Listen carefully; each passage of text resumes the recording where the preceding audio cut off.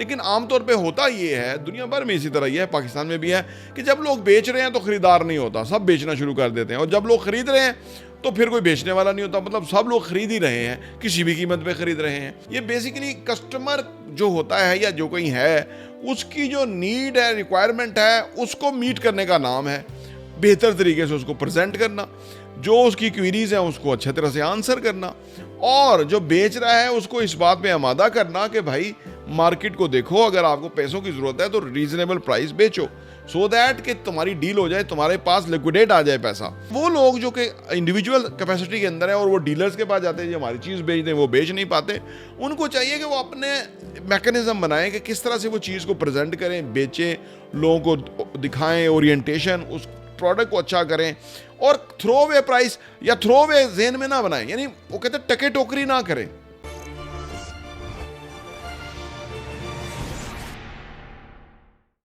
बिस्मिल्लाहिर्रहमानिर्रहीम, अस्सलाम वालेकुम रहमतुल्लाहि व बरकातुहू। मेरा नाम अहमद अकील है, आप देख रहे हैं property win TV.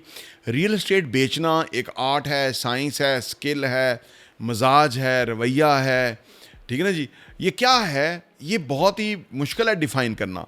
Basically selling का काम जो भी होता है वो एक आर्ट होता है, एक साइंस होती है, उसमें एक लॉजिक होती है, उसमें एक फ्रीक्वेंसी और प्रैक्टिस होती है, उसमें एक एक्सपीरियंस होता है, उसमें बहुत कुछ होता है, तभी जाके प्रॉपर्टी बिकती है। आमतौर पे जो हमारे साथ लोग रब्ता करते हैं उनकी एक आध प्रॉपर्टी होती है, वो बिक नहीं रही होती है, और ऊपर से जो जब से रजीम चेंज हुआ हालात ऐसे हो गए कि प्रॉपर्टी अच्छी अच्छी प्रॉपर्टियाँ रेडी घर हैं और वो बिक नहीं रही, और वो बहुत ज़्यादा प्रॉब्लम पैदा हो गया।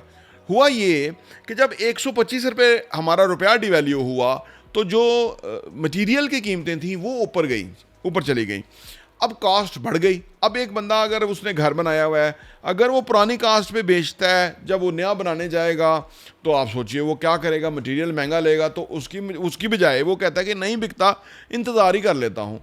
इसलिए बहुत सारे घर जो हैं वो मार्केट में रुक गए, वो बिक नहीं रहे, ठीक है। अब आगे बनना कम हो गए, ठीक है ना, पूरा इंडस्ट्री को बहुत बड़ा एक धचका लगा। और इसके अंदर वो लोग कि जो अकेले तौर पे काम करते थे, कोई एक आध घर बना लिया, साल में बेच दिया, वो भी रुक गए, उनका रोज़गार ही रुक गया, ठीक है ना। अब इसमें सेलिंग का बहुत बड़ी इंपॉर्टेंस आ गई, अहमियत हो गई कि जब है ना, ये डिमांड सप्लाई है ना, जब सप्लाई ज़्यादा हो जाती है तो कस्टमर की डिमांड उस हिसाब से ही है, तो वो उसको चॉइस बड़ी मिल जाती है। ऊपर से जब चीज़ें बहुत ज़्यादा मार्केट में बिकने के लिए हों तो कस्टमर भी खुद खौफजदा हो जाता है कि क्या मैं कोई बेवकूफ़ तो नहीं जो मैं ख़रीद रहा हूँ, या मैं कोई गलती तो नहीं कर रहा हूँ, ठीक है ना। ये बहुत बड़ा एक पाकिस्तान जैसे मुल्क के अंदर, बल्कि दुनिया में भी ऐसा ही होगा, ये एक भेड़ चाल सी है।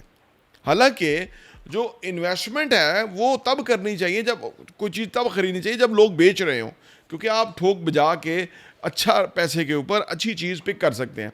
लेकिन जब लोग ख़रीद रहे हैं तो आप बेचें, जब लोग बेच रहे हैं तो आप ख़रीदें। लेकिन आमतौर पे होता ये है, दुनिया भर में इसी तरह ही है, पाकिस्तान में भी है, कि जब लोग बेच रहे हैं तो ख़रीदार नहीं होता, सब बेचना शुरू कर देते हैं, और जब लोग ख़रीद रहे हैं तो फिर कोई बेचने वाला नहीं होता, मतलब सब लोग खरीद ही रहे हैं, किसी भी कीमत पे ख़रीद रहे हैं। अब जिस सूरत हाल में हम बैठे हैं, ये उस बात को भी अब 2 साल से ऊपर होने वाले हैं, जो रजीम चेंज वाला जो ड्रामा था, अब उससे मौशत को नुकसान हुआ, उससे रियल एस्टेट सेक्टर बैठ गया। फिर उसके बाद ये आ गए हुक्मरान के जिन्होंने पता ही नहीं था टैक्स लगाने का, मतलब ठंडे दफ्तरों में बैठ के उन्होंने इतना टैक्स लगा दिया कि उससे और इंडस्ट्री बैठ गई। एक बंदा 10 मरले का प्लॉट लेता है, फ़र्ज़ करें 7 लाख रुपया उसके ऊपर टैक्स देता है, ठीक है ना, तो वो तो एंड यूज़र ही होगा जिसने घर बनाना है, उसने कहा मैंने दे ही दिया। लेकिन जो सेल परचेज़ करने वाले लोग होंगे ना, वो 7 लाख रुपया टैक्स नहीं देंगे, वो बचता ही नहीं है इतना। एक प्लॉट के ऊपर कितना बच जाएगा कि वो 7 लाख रुपया टैक्स भी दें और फिर अपने लिए भी कोई आमदनी कमाए। तो उन्होंने कहा बेचना क्या है, बंद करो। तो इस तरह सारा रियल एस्टेट का बिजनेस जो है वो ठप हो गया, बैठ गया, मसाइल का शिकार हो गया। अब अगेन यहाँ फिर सेलिंग की बहुत इंपॉर्टेंस हो गई कि भाई बेचना कैसे है, बेचेगा कौन, कैसे बेचें। तो बेसिकली जी ये जो सेलिंग होती है ना, बेसिकली ये कोई हथेली पे सरसों जमाने वाली चीज़ नहीं होती है। ये बेसिकली कस्टमर जो होता है या जो कोई है, उसकी जो नीड है, रिक्वायरमेंट है, उसको मीट करने का नाम है बेहतर तरीके से उसको प्रेजेंट करना, जो उसकी क्वेरीज हैं उसको अच्छे तरह से आंसर करना, और जो बेच रहा है उसको इस बात पे आमादा करना कि भाई मार्केट को देखो, अगर आपको पैसों की ज़रूरत है तो रीज़नेबल प्राइस बेचो, सो दैट कि तुम्हारी डील हो जाए, तुम्हारे पास लिक्विडेट आ जाए पैसा, क्योंकि उसके पास चॉइस बहुत है कस्टमर के पास। तो ये सारी चीज़ें करके बेचना होता है, तो फिर बिकती है चीज़। लेकिन जो आम बंदा है, जो घर बेच रहा है बनाने वाला, वो आमतौर पे कहते हैं जी मेरा करोड़ रुपए का घर है, मुझे मार्केट कह रही है 80 लाख रुपए का बेच दो। अब वो उसे समझ आती है कि ये 80 का तो नहीं है, ये कम से कम करोड़ नहीं तो 95 का तो है ही, 94 का है। लेकिन अब जो रियल एस्टेट के लोग होते हैं ना, वो उसको कहते हैं कि ये 85 का बिकेगा या 88 का बिकेगा। अब वो समझता है कि ये तो 95 का है। अब वो जो 88 या 85 उसके दरमियान में जो मार्जिन है वो रियल एस्टेट वाले क्रिएट करते हैं। वो मार्जिन अगर नहीं उनको मिलेगा तो उनको क्या गुनाह बिल लज़्ज़त का क्या उनको फ़ायदा, लिहाजा उनको उनका मार्जिन मिलना चाहिए, क्योंकि वो सारा वक्त यही काम कर रहे हैं। तो डील उसकी होती है जो कि रीज़नेबल प्राइस पे बाई कर लेता है चीज़, या बेचने वाले को ख़रीदार की फेवर में तैयार कर लेता है कि भाई उसको आप फ़ायदा दे दो तो वो फिर ले लेगा, क्योंकि उसके बाद बहुत सारी चॉइस है। तो ये कुछ करना पड़ता है। आमतौर पर लोग जब कोई चीज़ बेचनी होती है तो वो डीलर्स के ऊपर जाते हैं। डीलर्स आपको पता है मोस्टली जो है ना वो नेगेटिव होते हैं। जो देखें, उनका काम है, उनका ये हुनर है, उनका आर्ट है, उनका ओढ़ना बिछोना है।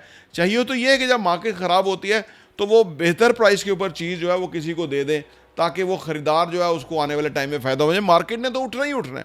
ये पाकिस्तान के 75 सालों में कई दफ़ा हुआ, 5-6 दफ़ा तो मार्केट गिरी और उठी, गिरी और उठी। तो ये तो होना ही है। अब कब होना है ये नहीं पता होता आमतौर पे। तो इस वजह से अब वो लोग जो कि इंडिविजुअल कैपेसिटी के अंदर है और वो डीलर्स के पास जाते हैं जो हमारी चीज़ बेच दें, वो बेच नहीं पाते। उनको चाहिए कि वो अपने मैकेनिज़्म बनाएं कि किस तरह से वो चीज़ को प्रेजेंट करें, बेचें, लोगों को दिखाएं, ओरिएंटेशन, उस प्रोडक्ट को अच्छा करें, और थ्रो अवे प्राइस या थ्रो अवे जेन में ना बनाएं। यानी वो कहते हैं टके टोकरी ना करें। रियल एस्टेट महंगी चीज़ है, ठीक है ना। अगर वो चीज़ बिक नहीं रही, मार्केट में ऐसी नहीं है, तो आपको सब्र का मुजाहरा करना चाहिए, क्योंकि इन्नल्लाह मा साबिरीन, अल्लाह सब्र करने वालों के साथ है। आपके पास तो प्रॉपर्टी है, लोगों के पास तो इंतज़ाम नहीं है। तो इसलिए ये जो टाइम होता है इसके अंदर या तो आप प्राइस को नीचे करके बेचें ताकि किसी का मार्जिन बन जाए और ले जाए, आपको पैसा मिल जाए, तो या तो फिर आप सब्र करें, ठीक है ना। लेकिन इसके अलावा कोई तीसरी बात नहीं है। आप ज़्यादा फ्रस्ट्रेट होंगे, ज़्यादा कोशिश करेंगे, अपना आप को ख़राब करेंगे, दूसरे का वो बुरा भला कहेंगे कि वो इतने मार्जिन बना रहे हैं, ये वो, तो ये सारा कुछ फ़ायदे नहीं होएगा आपका। क्योंकि देखें, आप ये मैं आपको बड़ी प्रोफेशनल टॉक कर रहा हूँ। मैं आपको हमेशा हम अपने चैनल पे बताने की कोशिश करते हैं कि भाई आप एक बात को मद्देनज़र रखें, मार्केट को समझें, अंडरस्टैंड करें। कभी के दिन बड़े, कभी की रातें। अभी के जो है ना वो आप सोचो दिन बड़े आ गए हैं, तो दिन बड़ों में गर्मियां हैं, इंतज़ार करना पड़ता है, कोई मौसम बदलेगा। और अल्लाह करे ये जो सियासी नापसंदीदा लोग हैं पाकिस्तान और हिंदुस्तान के अंदर, अल्लाह करे कि ये जिस तरफ चल पड़े हैं, ये लोगों की हमदर्दियाँ लेने के लिए, वोट लेने के लिए, पॉपुलैरिटी गेन करने के लिए ये जंग की बातें कर रहे हैं। दोनों को पता है कि इनके पल्ले कुछ भी नहीं है, जंग हो नहीं सकती है। लेकिन ये सियासत है ना, आप देखें ना, ये भी डर्टी सियासत है। मोदी ने इतने साल तो इसी बात पे उसने वोट हासिल किए। तो यहाँ भी जो गैर मकबूल क़यादत है वो भी अपने आप को लाइमलाइट में लाना चाहती है, और ये इस तरह का जो काम किया जा रहा है, इससे मईशत ख़राब होती है पाकिस्तान और हिंदुस्तान की, इससे कारोबार बैठते हैं, इससे और मसाइल पैदा होते हैं। तो लिहाजा जो वक्त की नीड है, रिक्वायरमेंट है, ज़रूरत है, सिचुएशन है, उसको अंडरस्टैंड करें, अपने आप को काम कूल रखें, रिलैक्स रखें। अगर अभी चीज़ नहीं बिकती तो उसका सूटेबल टाइम होगा, उसके ऊपर बिक जाएगी। और अगर आप फिर भी बेचना चाहते हैं तो फिर आप मुख्तलिफ लोगों, मुख्तलिफ प्लेटफॉर्म पे चीज़ को अच्छी तरह से प्रेजेंट करें, अच्छी तरह से दिखाएं, ताकि ख़रीदार को अच्छा चीज़ मिले या बेहतर चीज़ मिले, बेहतर जो चीज़ वो तलाश कर रहा है वो मिल जाए, तो वो आपकी सेल हो जाएगी और आपकी चीज़ वो बिक जाएगी। प्रॉपर्टी टीवी देखने का बहुत बहुत शुक्रिया।